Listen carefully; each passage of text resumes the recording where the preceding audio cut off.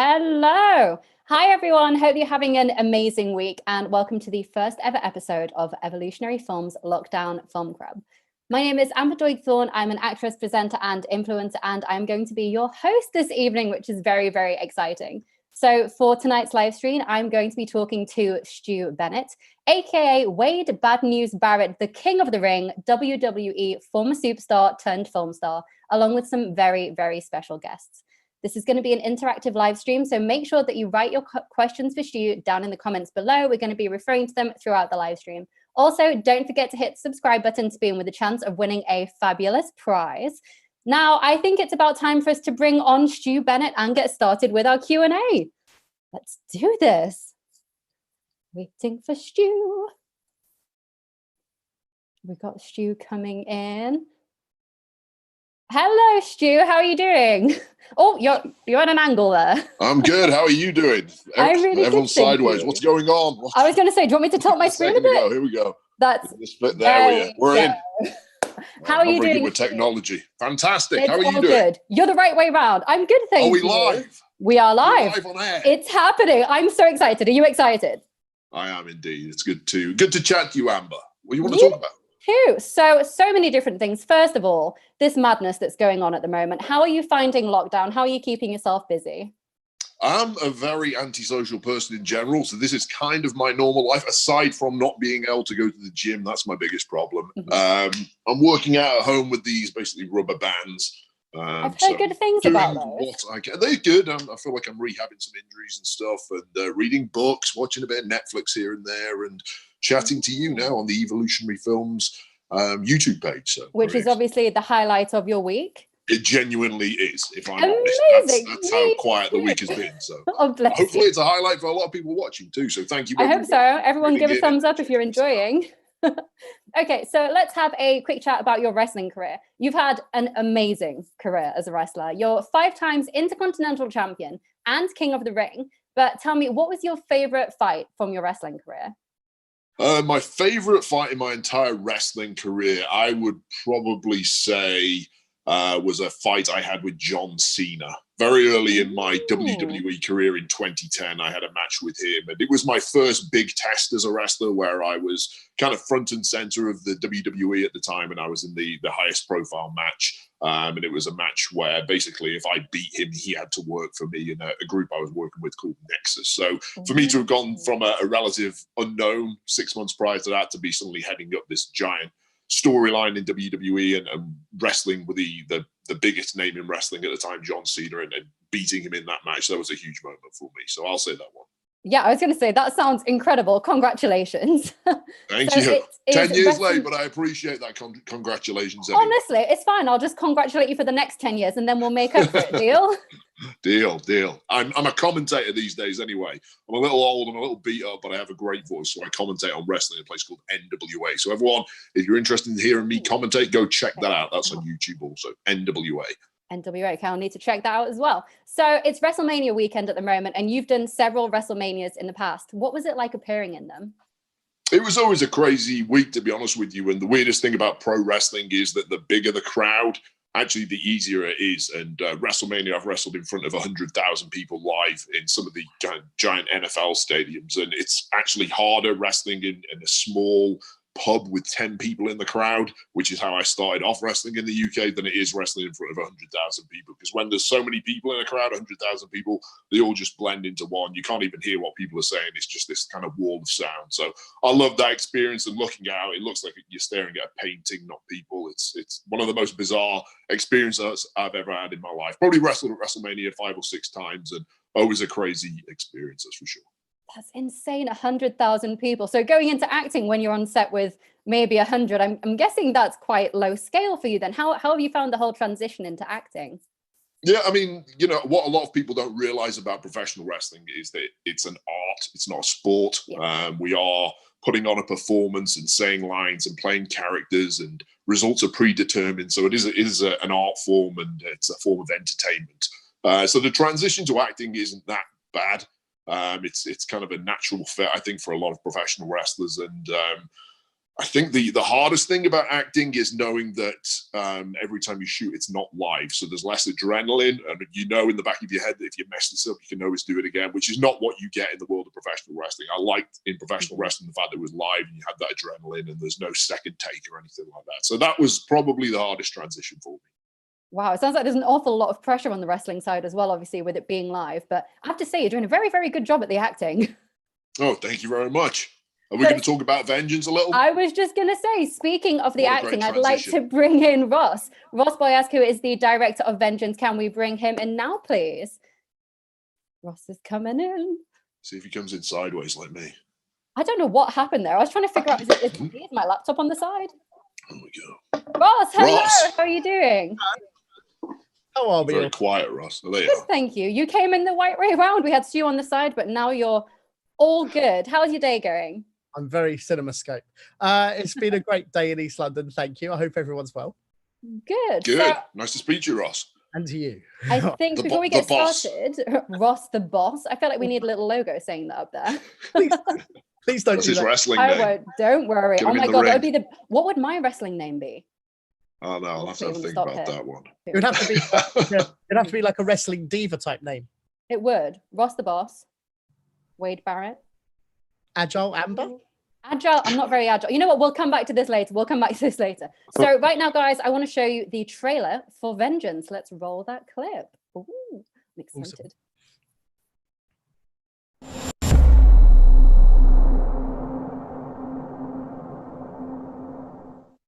You, local, sir? Used to be. Sergeant Mason was the victim of a terrible beating.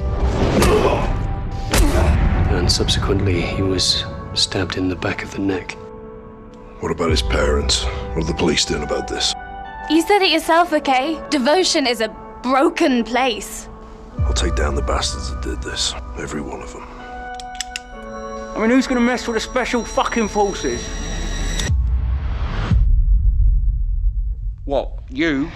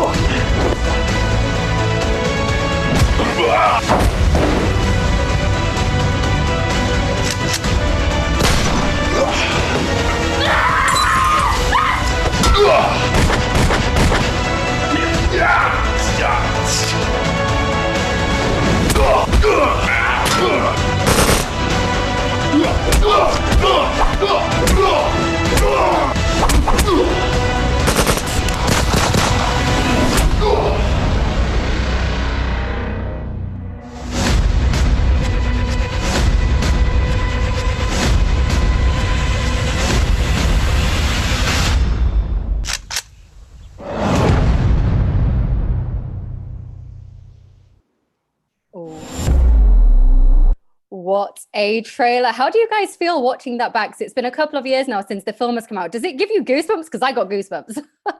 I think, I mean, having spoken about this with people recently, because obviously we've just finished the sequel, it's interesting to look back at the trailer for the first movie, like as a trailer in its own right. You know, it's easy to remember all of the details of when we were filming and editing and so forth.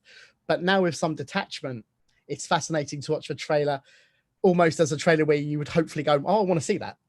Yeah, no, definitely. I was going to say, I saw it the other day. I want to watch it again. Right. It feels like a long time ago that we did. I think we filmed that in summer of 2016, and honestly, it feels like so much has changed since then. And we're going to talk about this, I'm sure, at some point. But we filmed the sequel, and that will be released in the upcoming months. We're not quite sure exactly what's going to happen because of the lockdown and the virus and all that stuff. But it just seems like so much has changed. I'm very proud of that one. That was my first lead role in a movie, and working with Ross and the guys at Evolutionary Films, fantastic experience. And I think we've got a great relationship going. Well, you all absolutely smashed it. And for anyone who hasn't seen Vengeance, the film is out now. And we've put the links to buy it in the UK in the description below. So make sure to check that out after the live stream today. Now, guys, I'm going to fire some Wait, Amber. Just so everyone knows, I know a lot of people will be watching this from the US. I'm in the US. I'm in LA right now. It is actually streaming on Netflix. So go to Netflix if you watch it there. UK, it's not on the Netflix out there, I believe. So go to the Evolutionary Films website. They're putting up the links. But if you're in the US, you can get that on Netflix right now, and it's streaming free. So go check it out. Go and binge watch it. Thanks for that, Stu. No problem. Perfect. So my first question for you guys is, it looks like you had so much fun filming. Tell me, what were your most memorable moments on set? Stu, do you want to give one? Most memorable moments on set. I would say I got a migraine attack halfway through a big fight scene. So yeah, I get migraines occasionally. I've had them in the middle of wrestling matches too, and basically my brain completely shuts down. I can't see properly. I just so happened to be having a fight scene with 4 massive guys at the time, all of which were throwing punches at my face, which I couldn't see and couldn't block and stuff. And yeah, fortunately, my nose was already bent out of shape before that fight scene, because it didn't get any better afterwards, because I couldn't see where the punches were coming from. But that was probably the most memorable moment of the shoot for me, having to deal with a migraine on set. That's crazy. Did you use that take in the final film? Because if not, I want to see that take. Here's the thing. I mean, obviously, Stu was battling through the migraine shooting until we found out. I think we talked about it just towards the end of that day, if I remember correctly. And I felt terrible about that. But the fight scene came out great. Yeah, I mean, genuinely, there are takes in that fight scene where, yes, Stu was absolutely battling through a migraine. You'd never know because of because of the way that he acted and fought his way through it. I think that's the nature of independent film. I'm sure if you've got a $100 million blockbuster, the star of the show can get sent home and take 3 days off or whatever. But if you're in independent film, it's everyone mucking in, and there really is no option to go home. So that's why when I was shooting on set and I had the migraine, I just didn't even bother mentioning it. I knew I had to power through and do whatever I could and get as much shot as we could that day. Like I said, I've had them before prior to big matches, main event wrestling matches in WWE at points. I've had a migraine that day, and I've still had to go out and perform because we've got 10,000 tickets sold that night, and people are expecting a performance, and I'm going to get in the ring and have a hardcore match with steel chairs and stuff like that. And it's rough, but that's the nature of the entertainment business. So I think the show must go on, as they say. That's the British attitude that people have. Quite a trooper. I think you have an amazing attitude. I think a lot of actors would just say, yeah, you know what, I just need like a few weeks to recover. So no, I respect that a lot. That's why Evolutionary Films hire wrestlers, because they're like, yeah, they're not so soft. We can get them to do all the stunts themselves. And yeah.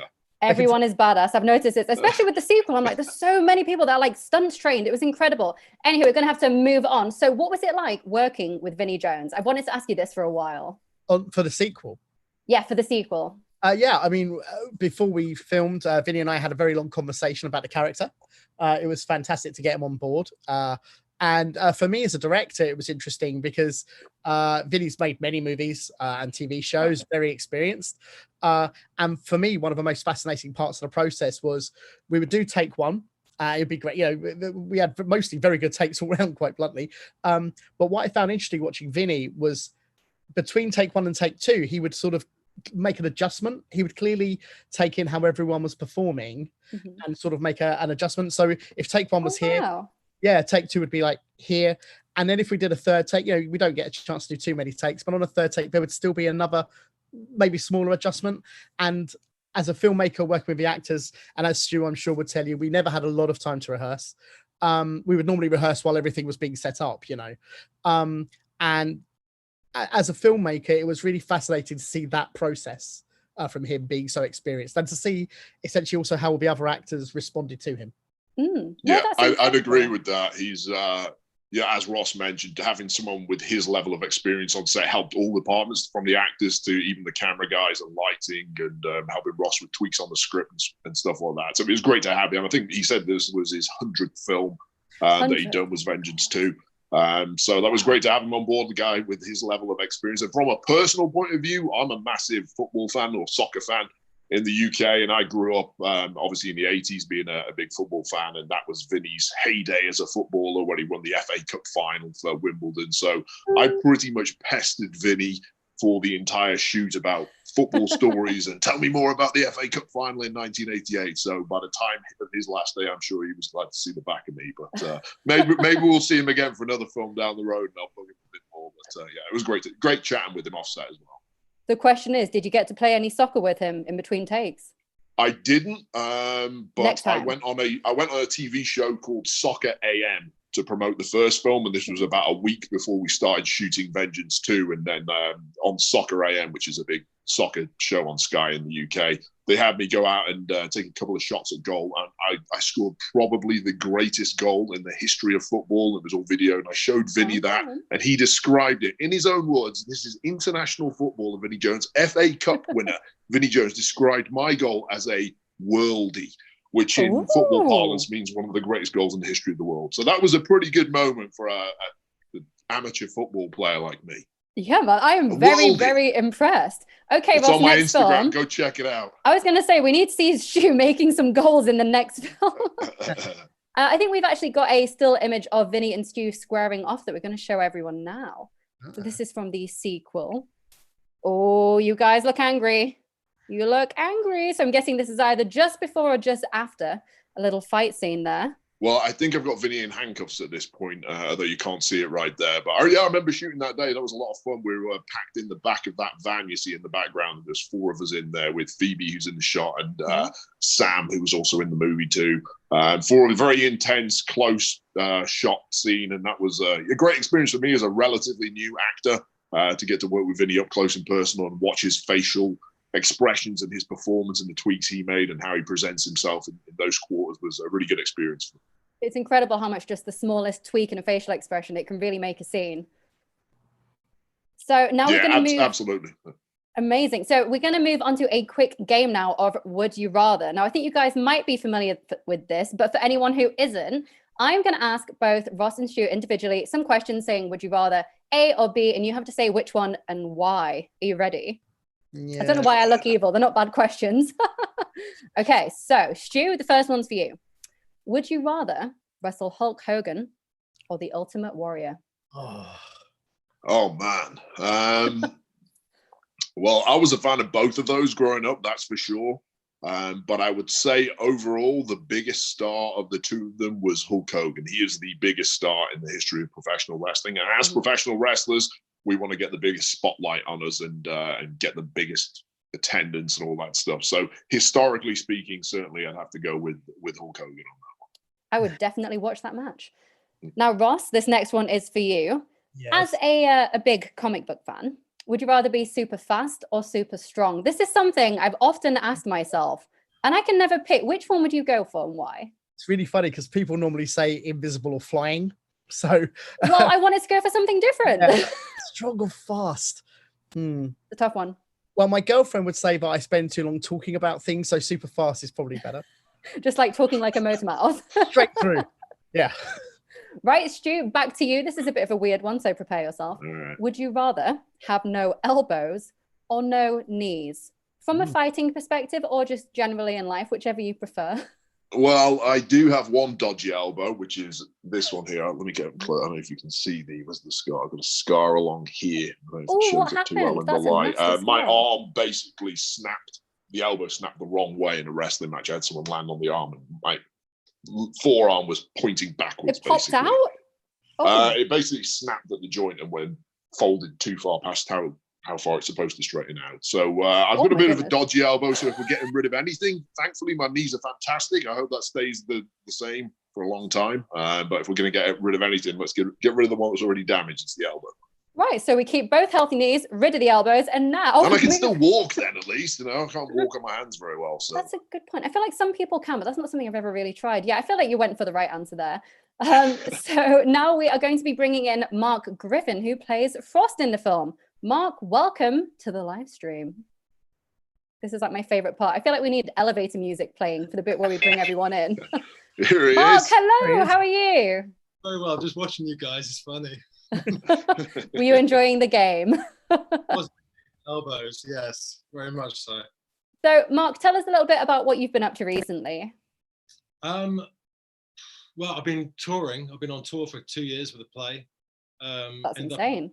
yeah, end up in the West End. Then we just come back from a tour of Canada, which was amazing. And then we're going to do it again at the end of this year, then go to New York as well, I think, Broadway, hopefully. Congratulations, that's insane. And I also understand that you're an author as well, on top of everything else. Yeah, I know I have a publishing deal. I'm very lucky. I write thrillers. I have a deal with Piatkas over here. Ooh. Hey, thank you, man. Hey, I read nice his first cover. book. It's fantastic. Very scary book. But you got a sick mind. I will say that. But and the it's second fantastic. One, thank you. The second one came out today. I'm with HarperCollins in Europe and Piatkas Publishing over here. So yeah, it's kind of cool. That's insane. Series of 9 books. Oh, so we've got 7 more to come. That's exciting. I hope we all get a little preview on these, Mark. 7 years of my life, I know. Oh my goodness. Well, we're just going to show a really quick intro, having a look at your character. Let's bring up the little intro. Don't you want to know how I found you? Satellites, cameras, etc. You know the routine, Jen. Down on the ground, hands behind your head. Someone talk to me. Stay frosty. Yeah, funny. I've never heard that before. That's really Well, fun. all I can say is stay frosty. Thank you so much. How much do you get that? I was going to say once this, because that clip was from the sequel. Once this comes out, you're going to be getting that all the time. I hope you realize. I know, and I'm very happy with that, actually. I'm really It's happy cool with that. catchphrase. So can you tell us a little bit more about your roles in the films? Yeah, I basically play John's boss. Mhm. John Gull's boss, who he was like my best operative ever, and then he went AWOL. And I'm trying to find him back. I'm trying to coax him back to work again, but he's off doing his own thing with his own missions. And then in the second one, we kind of help each other, or I help him rather. Makes me back again.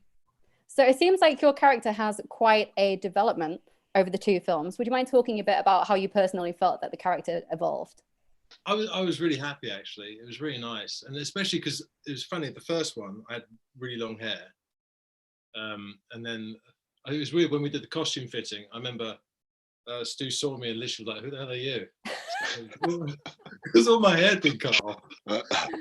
This was going to be my next question. I mean, your first haircut, the haircut in the first film, like, first of all, wow, it was impressive. I think we actually have a still of your hair from the first film, if we can just bring that up real quick, just so everyone can see. Here we go. Yeah. I mean, yeah, it's like Pulp Fiction, Travolta, isn't it? Straight away. It's an impressive mane, I have to say. Was there quite a lot of work that you had to do on that every day, or was it just naturally glorious? No, Rebecca was makeup. She was amazing. She just kind of combed it back and did it. But I grew it. I was doing a show in a couple of shows in London. I wanted long hair for them, but I actually quite liked it. It's the first time I've had long hair, and I actually had a ponytail, and it was the first time I'd ever had one. It was kind of cool. So then how did it feel getting rid of the ponytail for the sequel? Did you feel like you lost a part of your body? I did. I felt weak, like Samson. It's what holds all of your power. It was, exactly. It was good. It was, I think, maybe Frost had a few issues in the first film. In the second film, maybe he's tried to sort his personal life out. So he's trying to look a bit smarter, perhaps. I think you look great in both of the films, but fair enough. So, Stu, can you tell me yourself and your character, what did you think of Frost in both films, and did you find that it changed from the first to the second film? Yeah, well, first of all, I was very excited to work with Marc, actually, on the first film. People might not realize this who are watching it. He was actually one of the first UK gladiators in, 92 or 91, whenever that was. And I was a fan of that. I was 11 or 12 years old at the time, and he was Trojan, who was one of my favorites. 2 favorites were Shadow and Trojan. So I was excited. I remember Ross telling me, "Oh, this guy used to be on Gladiators." I was like, "What? Tell me more." And then I was like, "Oh my God, it's Trojan." So I was kind of like, he was like my Vinnie on the first one. Vinnie, I was pestering in the second one about all his football stories, but Marc in the first one, I was pestering him about all his gladiator stories and telling him how much I loved Jet back then and all this stuff. So it's pretty cool to work with Marc. First of all, because of that, and obviously he's a great actor too. And working with him in the first film, his character and my character are kind of at odds a little. There's a bit of head-to-head. We've had a falling out, although I think both of our hearts are in the right place. We just see the path to where we need to get to in 2 very different ways. But by the time of the second film, which is going to come out in the next couple of months, I hope, we're working a lot closer together, and we realize that putting our heads together to fix this problem with Vinnie Jones's character is going to be the best way to deal with it. I think you make a very, very good team. Ross, I've got a quick question for you. It's something I've wanted to ask you for a while, actually. Okay. A very, very serious question here. What is it like directing actors who are 3 times your height? Well, my first most important piece of equipment is a step ladder. Makes sense. Yeah, so I can actually get that way. I can get nipple to nipple at least, like I can see them. Nipple to nipple? Is that a technical term? I've not come across this. I meant eye to nipple. Eye to eye? Don't tell them about that stuff, Ross. That's our secret. Oh dear me! I can actually mean eye to nipple, but it got very Freudian. So we're all very close. Right, nipple to nipple. I think it's time to move on to a game, maybe on that little note. So you don't even want to know. You don't even want to know what it's. I do want to know, but I feel like we've said nipple far too many times in a minute. So I feel like the best thing to do is to move on to a game. We can come back to the nipple later if you want to. Okay, that'd be great. Wonderful. Anywho, now we are going to be playing action film charades. So Mark and Ross, you're going to act out some film titles. Stu and I are going to guess them. We have no idea what you're going to act out. I think you're both going to be acting out the same film. We are. So we have double the chance of guessing. Mark, Okay, are you ready? We have to win this. I'm absolutely ready, Ross. So can we actually use? We can't use any sound, can we? Or can we just not use words? I'm happy to allow sound as long as it's not an actual word. Stu, what do you think? Do you think we should allow some like grunts or? Yeah, why not? You can do sound, but you can't just can't use words. Well, the first one's quite easy then. Okay. Oh well, yeah. You do the noise and I'll do. Yeah, you ready? Okay, perfect. You do the picture, I'll do the sound. Okay, here we go. Dun-dun. Jaws. Jaws. Yes. I've never seen someone do it this way before. I thought you were the queen that's the at international first. sign of Jaws right there. I was like, the queen is having a bad day. I don't know. Number 2. Oh, 2 words. Bear. First word. Arm. Oh, 3 syllables. Oh, okay. I didn't know that. I was like, give us a clue. It's not even charades. Give us a clue. Oh dear. Okay. I'm doing it wrong. Right, so 2 words, 3 syllables. The first word. Sorry. First syllable. Sounds like. Yeah. Oh, wait. Snake. No. Snake jaw. Snake eyes. Jurassic Park. Yes. I did not the get raptor, that. Right? Yes. I didn't know what that was. I thought it was like some big earrings. My best impersonation. Third one is super easy. Okay. Oh, very good. Superman. Yes. Hey, I was literally watching that earlier. That's the only reason why. That was too fast. My favorite movie. 4th one. Okay. Oh, I have to stand up. I know it's that. I can't even. There you go. That's it. Karate Kid. Yeah. Yep. I can't improve on that. Oh, the last one. The Crane. Oh. Well, use the word you've just used 75 times already. Nipple?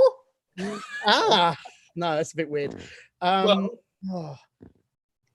Yeah. That? X-Men. No. Oh, wait. What has nipple? Wait. I'm watching. Oh, yes. Twister? No, shit. Tornado? Dancing on ice? Oh my God, yeah. And the. Doctor Strange? No.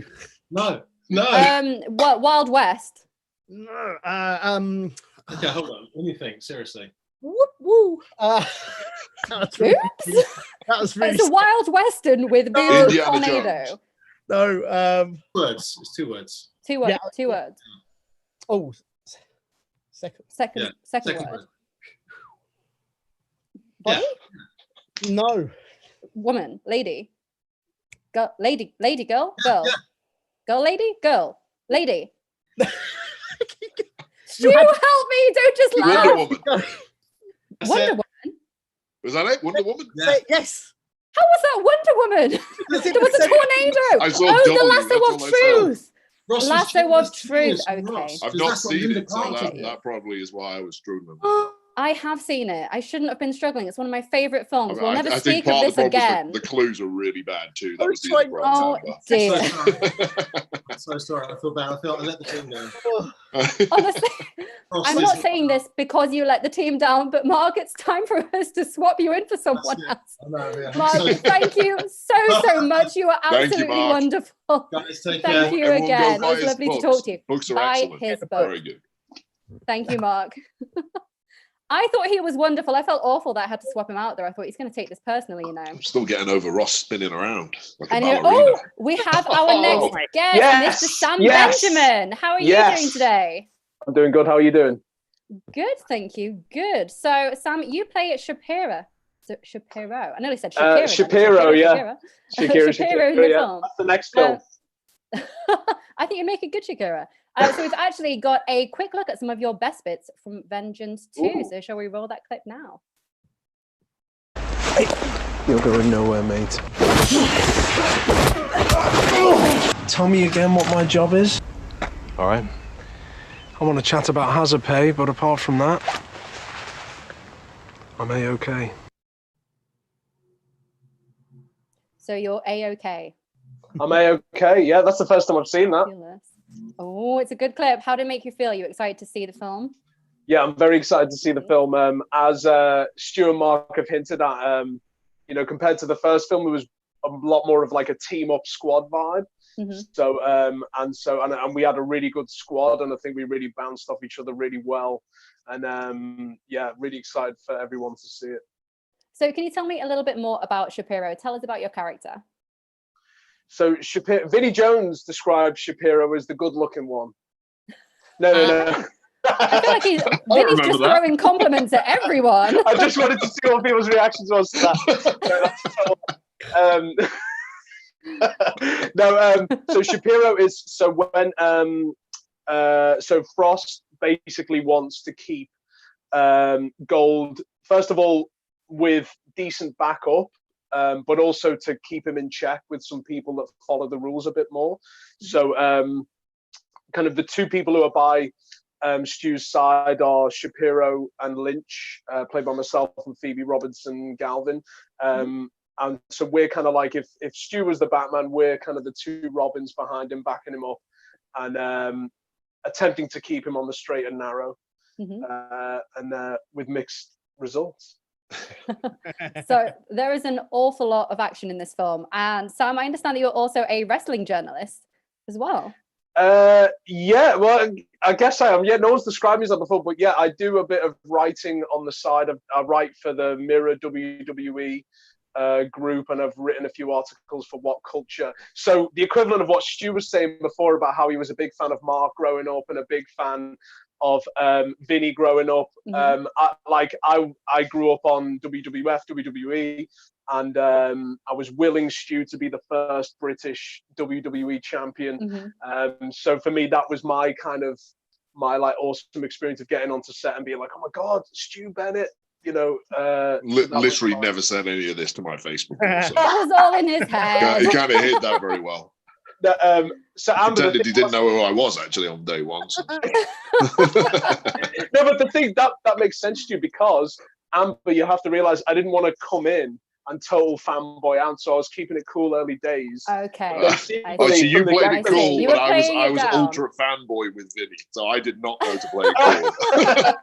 I was there on day one with my Wimbledon shirt, asking him to sign it for me.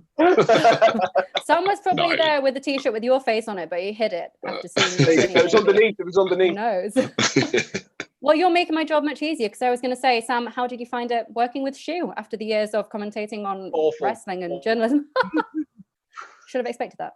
Awful. Yeah. Care to elaborate? Awful. Yeah, no, Stu, it was a pleasure working with Stu, and unless he's about to say otherwise, you know, we had a really good, you know, relationship going as the film went on, especially because a lot of the scenes were him, myself, and Phoebe, who plays Lynch. So there's like a bit of a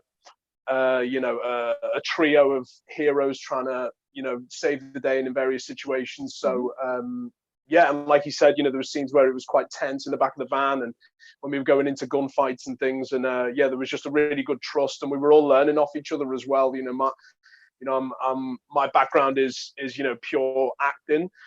So working with someone with Stu's like physical experience and his ability to, you know, tell stories with his body and all that experience. And then Phoebe also had like a different kind of physical skill set. So I'd like to think that we all fed off each other and, you know, helped each other and learned off each other as well as the film went on. So something that you've just touched on a couple of times is something I wanted to bring up, actually. So for those of you who have watched Vengeance, one of the main differences in the sequel, I Am Vengeance Retaliation, is the introduction of lots of new action characters, including some great female fighters. Yay, represent. So let's have a look at a couple of them in action.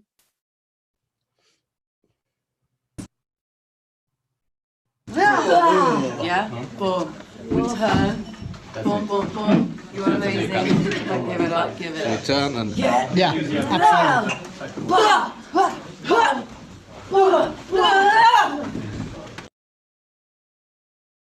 Those are some badass ladies. Damn. So Ross, I've got to ask you, how do you approach different fighting scenes? Do you find it's different when you're directing women and men, or do you have a general approach that you kind of approach all of your fighting scenes with? I mean, without getting too big picture, I think of fight scenes and action scenes as conversations, just like any other drama scene. I know that may sound a bit strange given the nature of what's required for them, but in the end, like a fight is like an argument, kind of, if that makes sense. So to me, action should always come from the story, or always sort of propel the story forward, and different characters should fight in different ways. So for Stu himself, or John Gold's character, he's had specific training and experience over the years. So if 10 different people attack Gold, they should all be attacking basically differently, according to their characters, even if they are people who are just running in, you know, etc. So I always think that's important, and therefore he would then respond to them differently too. So that approach is really important, and working with someone like Tim Mann, who was our fight choreographer, and Dan Stiles and Dominic Kinnaird, our stunt coordinators, story always comes first. It's always great to have a move in there or a stunt in there that just looks amazing, but you try to incorporate that into what the story is. So the approach to Phoebe and Katrina was the same, or their characters, sorry, was the same as anyone else, really. It's what comes from them. And obviously, as performers, they have their own skills and their own training as well. So it's about applying that, you know, into the story. I have to say, all of the fighting scenes looked incredible. Every single one. I was on the edge of my seat like, this is amazing. Anywho, we're going to be moving on to a next game now. Sam, this is your first game. Are you ready for this? Hopefully. Okay, so this one is called Who Said It? So Stu, again, you and I are going to be saying the quotes, and then Sam and Ross, you have to guess it. So we're going to be quite lenient. You can say either the actor or the character's name, and if you can't get that, then we'll let you off with the film. Okay, so we're being quite nice here. Right. Okay. Stu, do you want to go first, or do you want me to go first? All right, then. I actually wrote some down because I've got a terrible memory. All right, then. First one. If it bleeds, we can kill it. Predator. Arnold Schwarzenegger. Boom. Sam Benjamin. Okay. One up for Sam. I'm surprised you didn't get that, Ross. That's one of Ross's favorites. I said Arnold Schwarzenegger. I was told that Ross was going to get all of these immediately, so you've got a lot to live up to, Ross. You better get this next one. Okay. You ready? Dead or alive? You're coming. RoboCop. Ooh. Oh. Got that before I finished the sentence. That was impressive. Okay. Okay. Stu. All right. Next one. Come with me if you want to live. Terminator. I couldn't tell you who got that one first. They both said the same thing at the same time. That was a tie. Another tie. Fair enough. You guys are good at this. Okay, I feel like I need to give you a more difficult one. It's not tragic to die doing what you love. It's not tragic to die doing what you love. Ooh.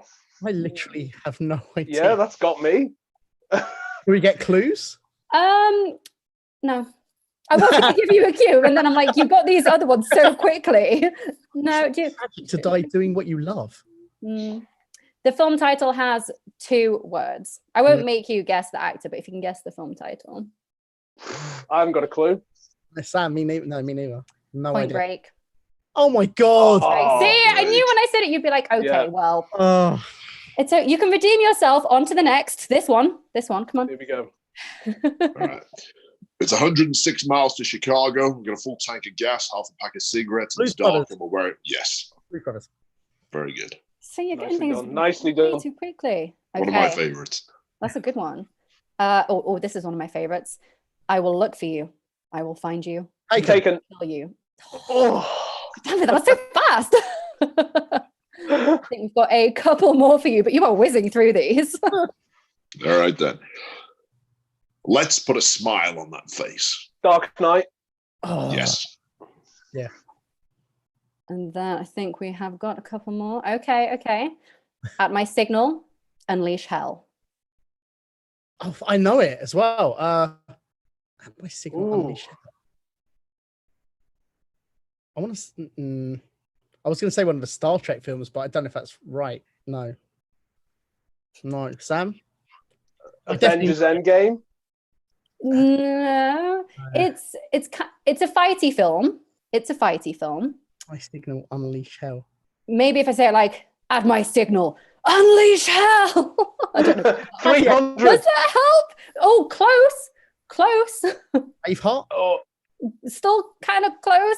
Gladiator. Yes! Yeah. Yay! All right then. Oh, okay. I'm not going to lie. I didn't All know right, that. last one. Draw. Last one. We're going to Sorry. wrap this one up. Right then. You can call me Susan if it makes you happy. Layer cake. Snatch. Lock, Stock? Yes. Yeah. Oh, damn it. It's Vinnie and Lockstock. That was kind of a guess. I thought the He accent was. might help you on that one. I spent a lot of time on Vengeance 2 set doing Vinnie impersonations when he wasn't around. When he Clearly, wasn't there. I was hoping that you'd say when he's around. Like he's they're the a best guy lot to more give you X-rated advice. than that. Quote. And let me tell you that for free. Turn the air blue. I wouldn't have done it in front of Vinnie though. He'd have beat me up. We were all a bit scared of him. I think everyone's a bit scared of Vinny, but we love him. I feel like he's that uncle that everyone loves, even though he's a little bit scary, you know. So that last quote we had was from Vinnie Jones, and he is, of course, in the sequel. So let's have a very quick look at his character in I Am Vengeance, Retaliation. Years of law service, and I'll get thrown on the scrap heap. Our target? Sean Teague. Keep him here. Any trouble?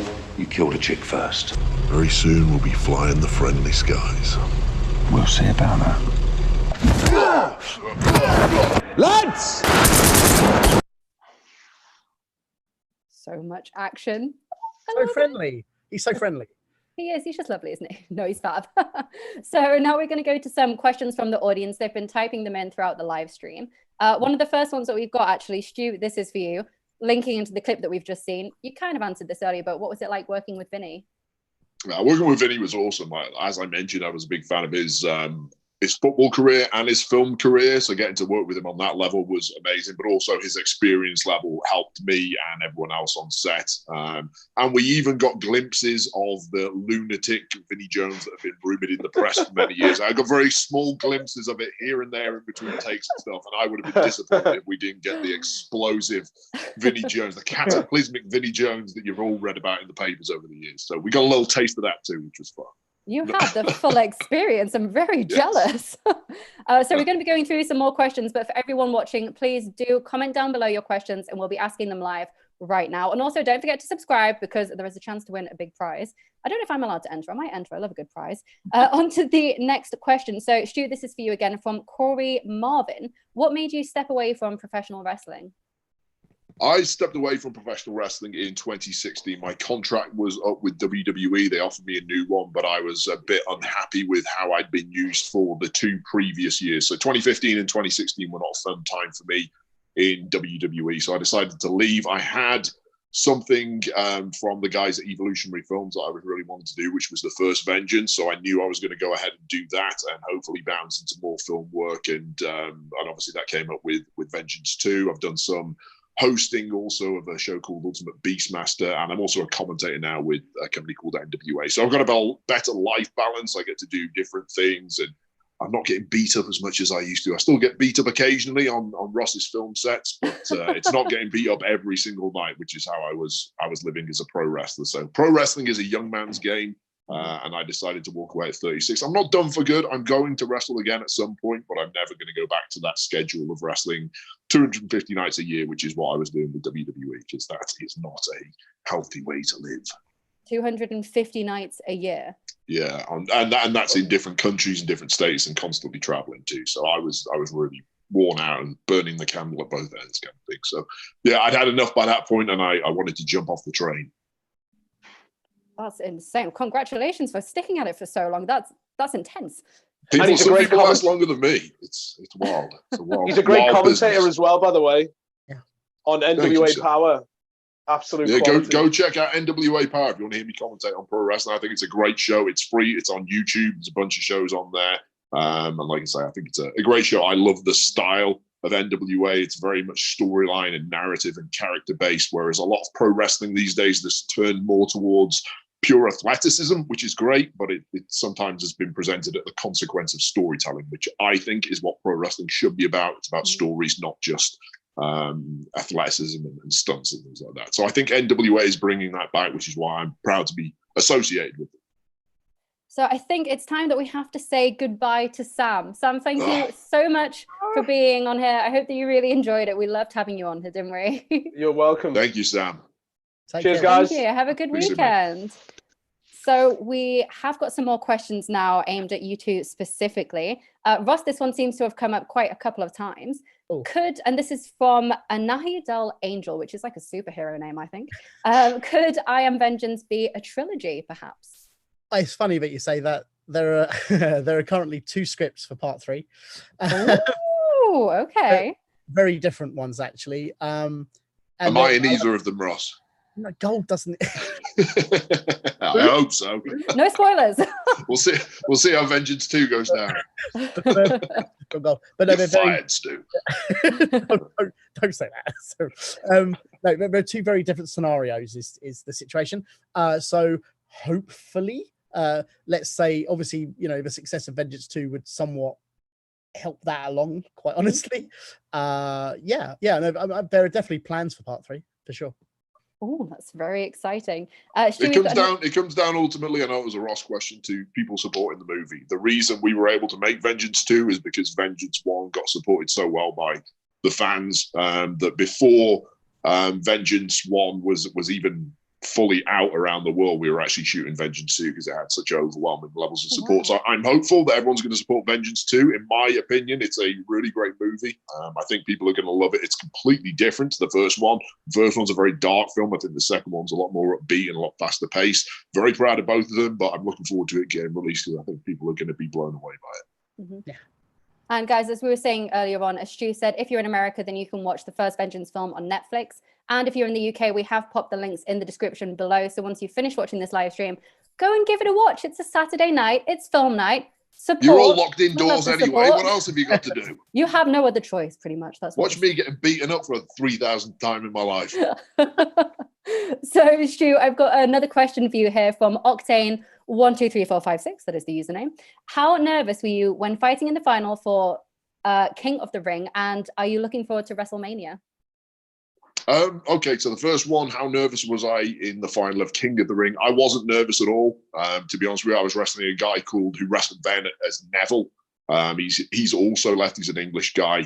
He's wrestling for a company called AEW now as Pac.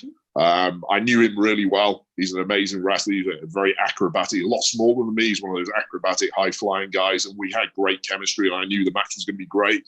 I was very happy when I won. And yeah, I at that point, I'd been wrestling so long that my nerves were about as low as they could be. You always have a little bit of nerves and adrenaline because it's a live crowd and live TV and that sort of stuff. But my nerves at that point I was a very confident wrestler at that point. Question 2 was, what was question 2? So the second question, just let me come back up to it. Are you looking forward to WrestleMania?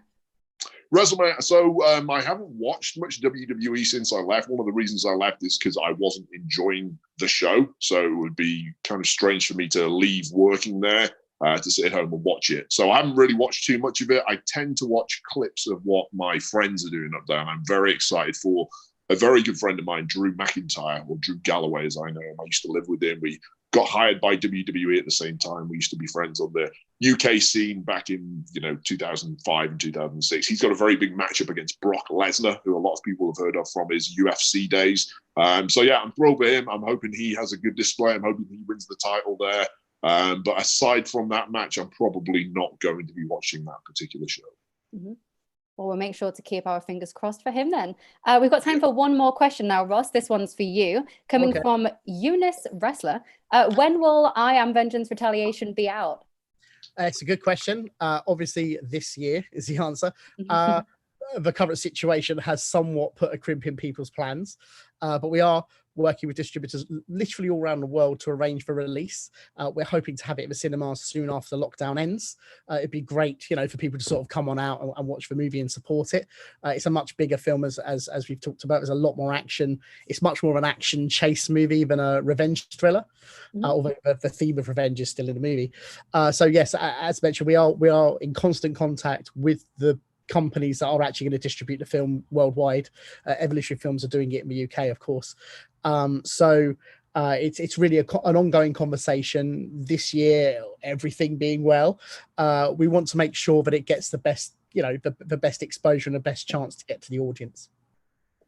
Very strong answer. I've already seen it and I'm excited to see it again. I can't wait for you guys to see it. Ross, Stu, I think it's almost come to the end of our live stream. So I just wanted to say thank you so much for coming on today. I really, really appreciate it. I'm a big fan of the film, so it means a lot to be able to talk to you guys. And I think for everyone watching as well, just thank you for giving up your time. Thank you. Well, thank you, Amber, and thank you everyone who's following on here today and supporting Evolutionary Films and the Vengeance franchise. Thank you very much. We can't do it without you. We appreciate your backing and your support. So thank you everyone for tuning in. Thank you. Thank you guys. Have a good weekend and stay safe. Take care. So this is it. It's the end of our live stream, guys. I just wanted to say thank you so much for being here with us today. And we've got quite an exciting unveiling to end on today. So it is the very first time that the UK artwork is going to be revealed anywhere. It should be coming up any moment now. Please write down in the comments, let us know what you think. As I said, this hasn't been seen anywhere. It's the brand new UK artwork. I'm super excited. I think this looks amazing. And also, if you haven't already, please subscribe below to win a printed copy of the new artwork. This is the big reveal that we were saying earlier on today, and the winner will be announced in next week's show. So make sure to tune in for that one as well. Have we got the poster up? I just want to make sure that we have. There we go. See, that is just a badass action movie right there. I love it. Absolutely love it. So once again, thank you so much for tuning in today, guys. This was the first ever episode of Evolutionary Films Lockdown Film Club. I'm Amber Doigthorne. I've been your host this evening. And again, thank you so much for watching with us. Hope that you have an amazing weekend and stay safe. Hopefully see you next week.